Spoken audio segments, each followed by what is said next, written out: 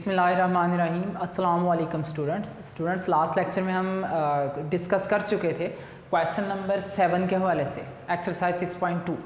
हम यहाँ पे अब उसको जो डिस्कशन की थी, आपको एमसीक्यू बताए थे, उसके पॉइंट्स बता दिए थे कि एक लाइन कब टेंजेंट होती है सर्कल के ऊपर जब पैरेलल या परपेंडिकुलर की वर्डिंग आपको आ जाए।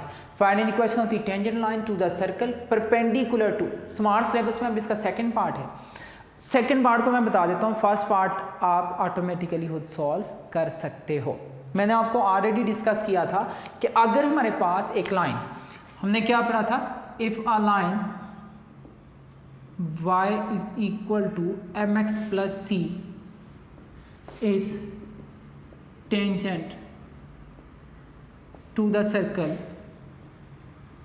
कौन से सर्कल के लिए टेंजेंट हो, x square plus y square is equal to, यहाँ पे जो a आता है वो रेडियस होता है। हमने पढ़ा था कि standard form of equation of circle क्या थी, x minus H square Y minus K square is equal to are का स्क्वायर। अगर h और k दोनों हो जाए ज़ीरो, अगर ये दोनों ज़ीरो ज़ीरो हो जाए तो x square plus y square is equal to A square होगा। ये मूवमेंट एमसीक्यू में आता है। The circle x square plus y square is equal to A square having radius having centre, इसका रेडियस ए होगा और उसका सेंटर कहाँ पे लाई कर रहा होगा, ओरिजिन के ऊपर। A line y is equal to M X plus C is tangent to the circle if, कब टेंजेंट होती है, जब हमारे पास C square is equal to A square bracket में 1 प्लस एम स्क्वायर। मैंने इसकी डिफरेंट शेप आपको बता दी थी। बुक में क्या लिखा है, minus c square plus a square bracket में 1 plus M square is equal to 0। फिर सी स्क्वायर को हमने प्लस किया, वहाँ से हमने जब स्क्वायर रूट बोथ साइड किया तो हमें c के दो आंसर मिले, c is equal two plus minus a के स्क्वायर रूट का a का स्क्वायर रूट करेंगे तो a आ जाएगा और प्लस 1 प्लस एम स्क्वायर। हमने पढ़ा है कि जब भी हम स्क्वायर रूट अपनी तरफ से करते हैं तो प्लस माइनस आता है, लेकिन जब लेंथ या कोई खास वर्डिंग आ जाए, जैसे हम side of triangle find out कर रहे हैं, लेंथ फाइंड आउट कर रहे हैं, तो वहाँ पे हमें प्लस माइनस का यूज़ नहीं करना पड़ता, क्योंकि लेंथ या डिस्टेंस कभी नेगेटिव नहीं हो सकता।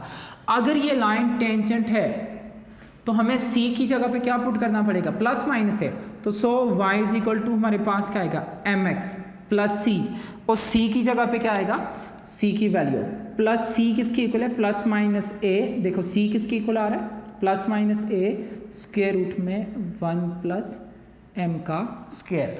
हमें यहाँ पे परपेंडिकुलर जब या पैरेलल की वर्डिंग जब नज़र आ जाएगी तो हम फ़ौरन उस फॉर्म को यूज़ कर लेंगे। वैसे टेंजेंट लाइन हमने जो पढ़ी 6.2 का क्वेश्चन 1, उससे पहले मैंने बड़ी डिटेल के साथ आपको एक्सप्लेन किया कि आपके पास स्टैंडर्ड हो, आप उसके लिए बेटा आसान क्या है, डेरिवेटिव रूल यूज़ कर लो। अगर आपको general form of equation of circle नज़र आती है तो उसके लिए जो बुक में रूल लिखा है, x(x1 y(y1) g into x plus x1 plus f into y plus y1 plus c is equal to 0, उसको जनरल के लिए यूज़ कर लो।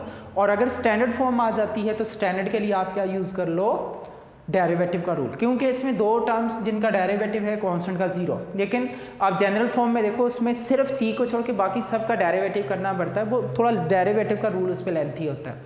मीन आप दोनों पे डेरिवेटिव रूल भी यूज़ कर सकते हो, स्टैंडर्ड और जनरल, और दोनों पे आप जो बुक में x(x1 y(y1) g into x plus x1 f into y plus y1 plus c is equal to 0, वो दोनों पे स्टैंडर्ड जनरल दोनों पे यूज़ कर सकते हो। लेकिन रूल क्या है कि हम अपनी आसानी चाहते हैं। आप में से काफ़ी बच्चे एंट्री टेस्ट के लेक्चर ले रहे होंगे, तो वहाँ पे आपको एक चीज़ नज़र आ रही होगी कि हम ढूंढते हैं आसानी, शॉर्टकट, ताकि हमारा टाइम बचत हो। तो यहाँ पे भी हम टाइम बचत के लिए ये सारी कंडीशन को फॉलो करेंगे।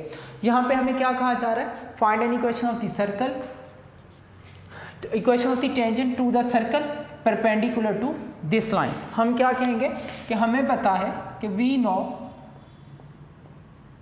A line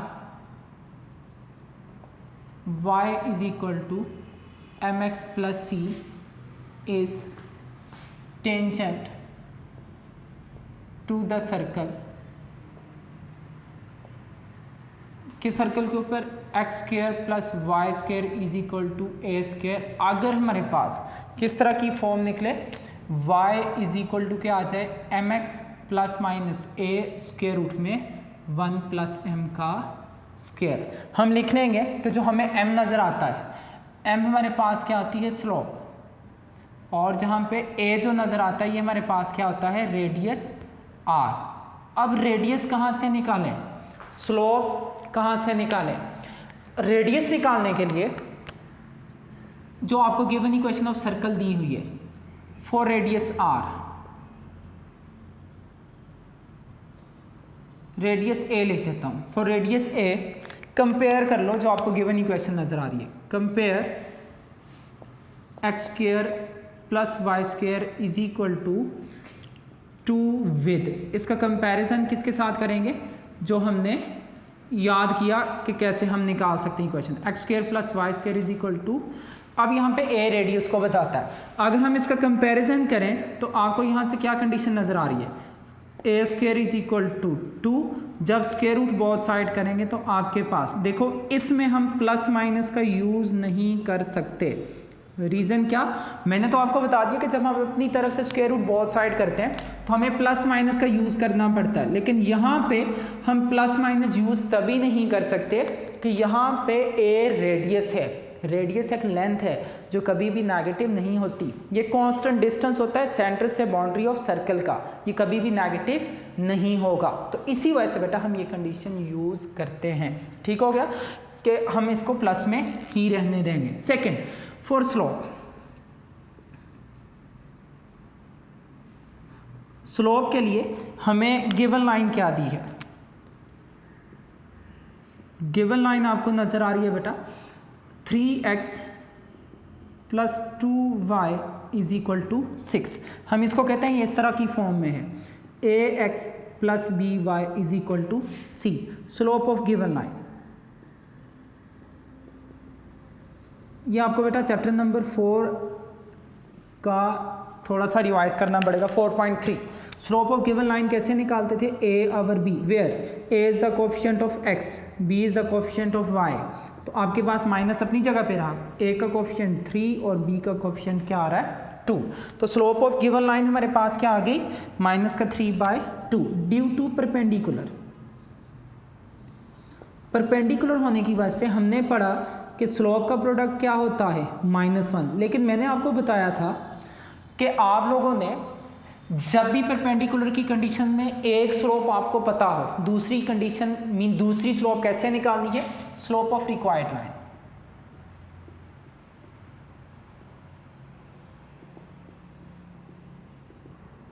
is equal to क्या होता है, नेगेटिव रेसिप्रोकल ऑफ, ये लिखना लाजमी नहीं है लेकिन आपको ताकि दोबारा से वो टॉपिक क्लियर हो जाए, negative reciprocal of given slope. तो यहाँ से m हमारे पास किसकी इक्वल आ जाएगा, negative reciprocal of given slope करो। जब हम गिवन स्लोप का नेगेटिव रेसिप्रोकल करेंगे, हमें बताया माइनस साइन का नेगेटिव करेंगे तो यहाँ पे क्या आ जाएगा, एक बात हमें पता चल गई कि प्लस नेगेटिव कर लिया, और उसका रेसिप्रोकल करेंगे तो 3/2 आपके पास किसकी इक्वल हो जाएगा, 2/3। ठीक हो गया। Required tangent line is,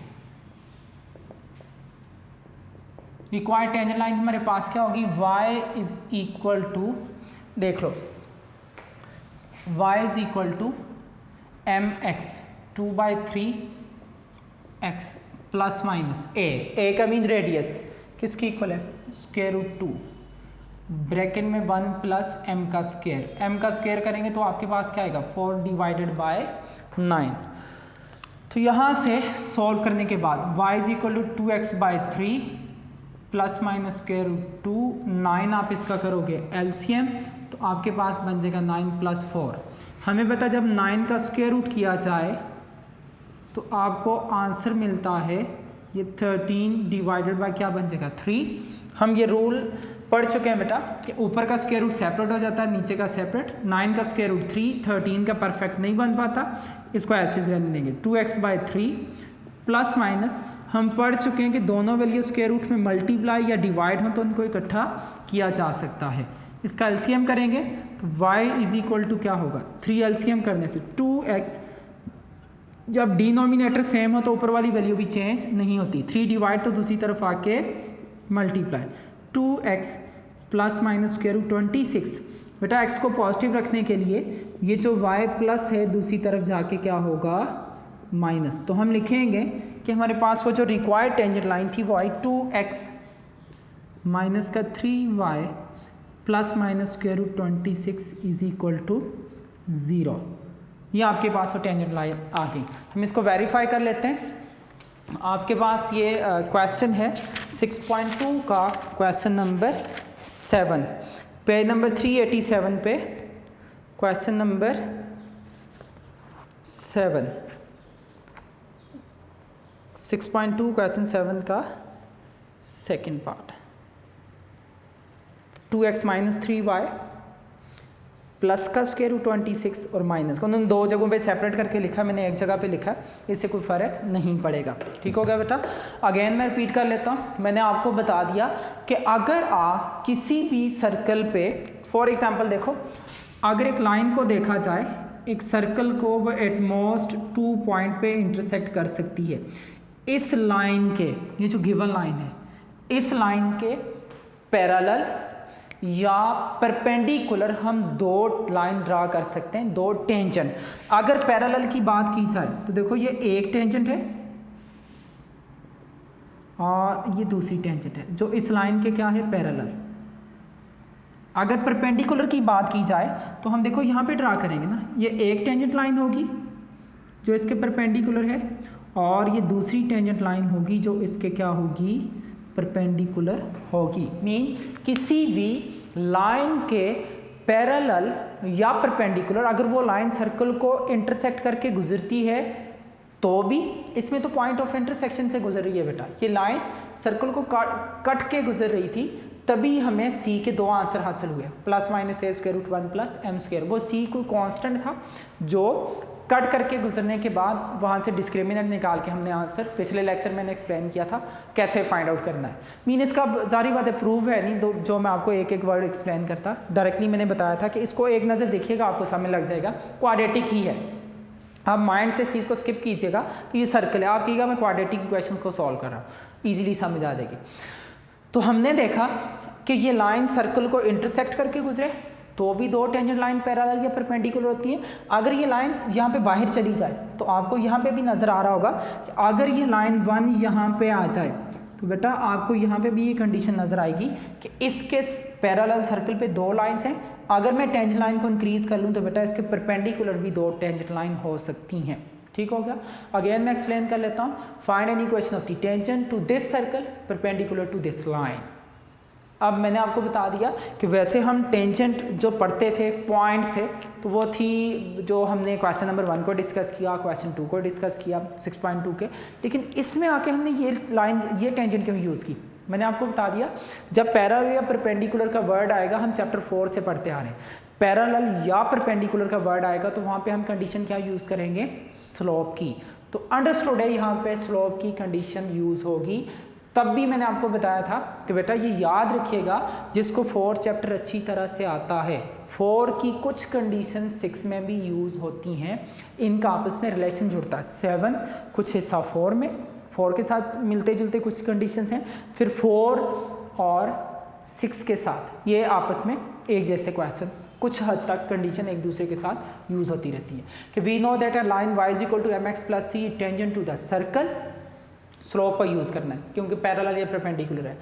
if हमारे पास क्या हो, y is equal to mx, सी के मैंने आपको बता दिया, सारी सिचुएशन हमने पिछले लेक्चर में भी एक्सप्लेन की, अभी क्वेश्चन से पहले भी मैंने आपको बताया कि c की जगह पे क्या आएगा, plus minus A square root में 1 प्लस एम स्क्वायर। यहाँ पे m होती है स्लोप और a हमें किसको बता रहा होता है, रेडियस को। आप r भी यूज़ कर सकते हो, लेकिन जब आप r यूज़ करोगे तो रेडियस निकालने के लिए इसको कंपेयर करोगे x square plus y square is equal to are का स्क्वायर, तो r square is equal to 2 square root करके तो आर स्क्वायर रूट 2 या a। जाहिर बात है मैंने a यहाँ पे तभी यूज़ किया, बाद औक़ात कंफ्यूज करने के लिए ये पूछा जाता है the radius of this circle is, इसका रेडियस क्या होगा। यहाँ पे b भी हो सकता है, यहाँ पे a भी हो सकता है, यहाँ पे 2 भी हो सकता है, यहाँ पे 9 भी हो सकता है, तभी कंफ्यूज नहीं होना, कंपेयर करना तो आपको पता चल जाएगा। हमें रेडियस फाइंड आउट हो गया, एक बात। दूसरी बात, हमें स्लोप चाहिए थी। स्लोप के लिए हमें गिवन लाइन दी है, given line ax plus B Y is equal to C. इस लाइन की स्लोप हमने माइनस ए ओवर बी निकाली थी, जबकि a हमारे पास था कोफिशिएंट ऑफ x, जबकि b हमारे पास था कोफिशिएंट ऑफ y। तो यहाँ पे x का कोफिशिएंट है 3 और y का कोफिशिएंट है 2। ये माइनस का साइन उसके साथ रहेगा।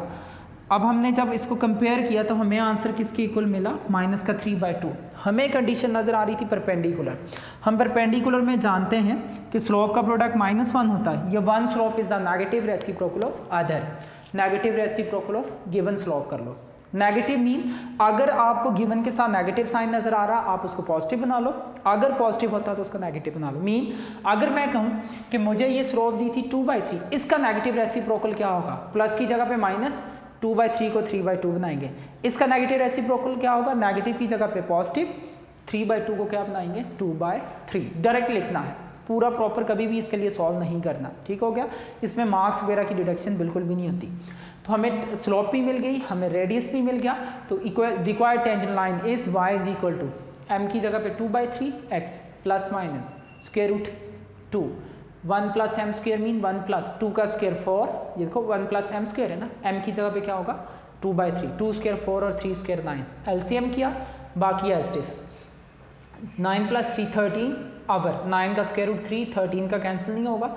हम ये 9th क्लास से पढ़ते आ रहे हैं कि अगर मल्टीप्लाई में 2 स्क्वायर रूट हों तो आप इकट्ठा कर सकते हो, अगर ये डिवाइड में 2 स्क्वायर रूट हों तो आप उनको इकट्ठा कर सकते हो। प्लस माइनस के लिए ये प्रॉपर्टी होल्ड नहीं करती है, सिर्फ और सिर्फ मल्टीप्लाई और डिवाइड के लिए होल्ड करती है।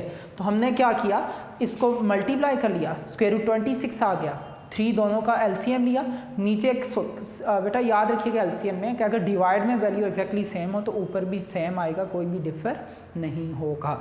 तो हम क्या करेंगे, 3 डिवाइड तो मल्टीप्लाई इक्वल टू 0 बनाते हैं, प्लस y को दूसरी तरफ ले जाके माइनस कर लेते हैं। तो 2x minus 3y plus minus square root 26 is equal to 0। इसका क्या होगा, आंसर आएगा। बुक में एक बार प्लस के साथ लिखा हुआ है, एक बार माइनस के साथ। में ऐसे लिखा हुआ है कि 2x माइनस 3y प्लस का square root 26 equal to 0। And second क्या है, 2x माइनस 3y माइनस का स्क्वायर रूट, जो मैंने आपको स्टार्ट से ही बता दिया था कि ये 2 लाइंस आएंगी, क्यों पैरेलल या परपेंडिकुलर 2 लाइंस ड्रा की जा सकती हैं। ये क्वेश्चन बेटा लॉन्ग क्वेश्चन में बहुत इंपॉर्टेंट है, इसको बहुत अच्छी तरह से कीजिएगा। अभी तक हमने जो 6.2 में किए क्वेश्चन, उनमें जो सबसे ज़्यादा इंपॉर्टेंट है वो ये वाला लॉन्ग क्वेश्चन है 6.2 में। वैसे जो हमने किया था find equation of find the length of the chord, length of the chord intersect by the line to the circle, जो मेरे ख्याल में है क्वेश्चन नंबर ये है 7, क्वेश्चन नंबर 5, क्वेश्चन नंबर 5 में हमने किया था। वो भी कभी कभार आ जाता है लेकिन वो इंतहाई सिंपल है। या क्वेश्चन 2 किया था, find the equation of the tangent and normal to the circle whose abscissa. तो मैंने कहा था वहाँ पे कि आप सिर्फ टेंजेंट या सिर्फ नॉर्मल आता है, दोनों इकट्ठे कभी भी नहीं आते। दोनों इकट्ठे आने से ये एक्स्ट्रा लॉन्ग 3 हो जाता है, तभी वो बच्चे के पास टाइम मैनेज नहीं हो पाता। इसी वजह से मैंने आपको एग्जाम्पल कंपेयर करवाई थी, वहाँ पे सिर्फ टेंजेंट पूछी गई है, नॉर्मल का वर्ड खत्म कर लिया गया है। जो मैनेजेबल है टाइम के साथ साथ वो आसानी से सॉल्व हो जाता है। इन चीज़ों को सारी बात एग्जामिनर माइंड में रख के वो क्वेश्चन पेपर बनाते हैं कि ताकि बच्चा आसानी से उसको सॉल्व कर सके। तो बेटा इस क्वेश्चन को अच्छी तरह से सॉल्व कीजिएगा, ये लॉन्ग क्वेश्चन में बहुत इंपॉर्टेंट है, ताकि आप लोगों को बाद में कोई प्रॉब्लम ना रहे। अब ज़ाहिर बात एग्ज़ाम की भी आपकी डेट बेटा आ गई है, इसको अच्छी तरह से करना है। सिलेबस आपका शॉर्ट है लेकिन अपने कॉन्सेप्ट बहुत अच्छी तरह से क्लियर करो ताकि एंट्री टेस्ट आपको करने में आसानी हो। कॉन्सेप्ट वाइज आपको टॉपिक सारे करने पड़ेंगे, ठीक हो गया। तभी मैं तकरीबन जो क्वेश्चन के साथ टॉपिक आता है उसके हवाले से एक्सप्लेन कुछ हद तक कर लेता हूँ, हालांकि वो आप स्मार्ट सिलेबस में नहीं है। उसको एक्सप्लेन करने का मकसद यही कि आपको ताकि MCQ आते हैं बोर्ड में या एंट्री टेस्ट में तो आपको कुछ हद तक रिलीफ मिल सके, वहाँ से आसानी हो। इसको अच्छी तरह से कीजिएगा ताकि हम जो नेक्स्ट स्टेप पे करें उसमें भी हमें आसानी हो। हमारा लेक्चर यहाँ तक ही था, इंशाल्लाह नेक्स्ट लेक्चर में आपसे मुलाकात होगी। तब तक के लिए अल्लाह हाफिज़, अस्सलामु अलैकुम रहमतुल्लाहि व बरकातुहू।